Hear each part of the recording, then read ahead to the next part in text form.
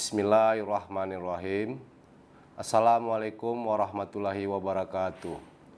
Salam sejahtera untuk kita semua.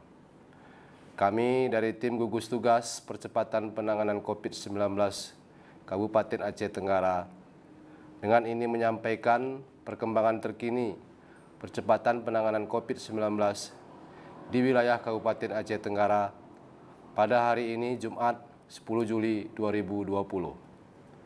Pertama, orang dalam pemantauan atau ODP berjumlah 3 orang.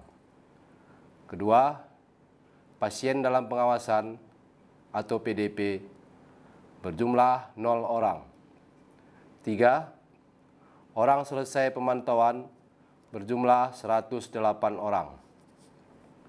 Selanjutnya kami sampaikan jumlah orang yang masuk dari pos pemeriksaan perbatasan Lawe Pakam yang berbatasan dengan Kabupaten Karo, Provinsi Sumatera Utara dari tanggal 9 Juli 2020 pukul 08.00 WIB sampai dengan 10 Juli 2020 pukul 08.00 WIB berjumlah 229 orang.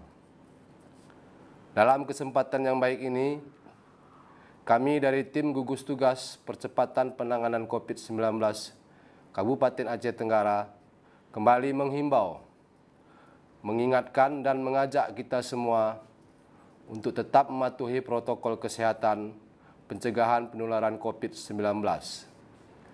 Terapkan perilaku hidup bersih dan sehat, jaga jarak fisik antara satu dengan yang lain, hindari tempat keramaian dan kerumunan orang atau yang sering kita sebut dengan physical distancing dan social distancing. Tetaplah memakai masker dengan baik dan benar.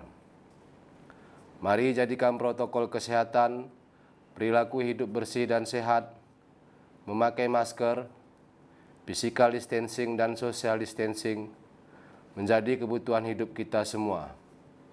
Demikian yang dapat kami sampaikan. Terima kasih atas segala perhatian dan mohon maaf atas segala kekurangan.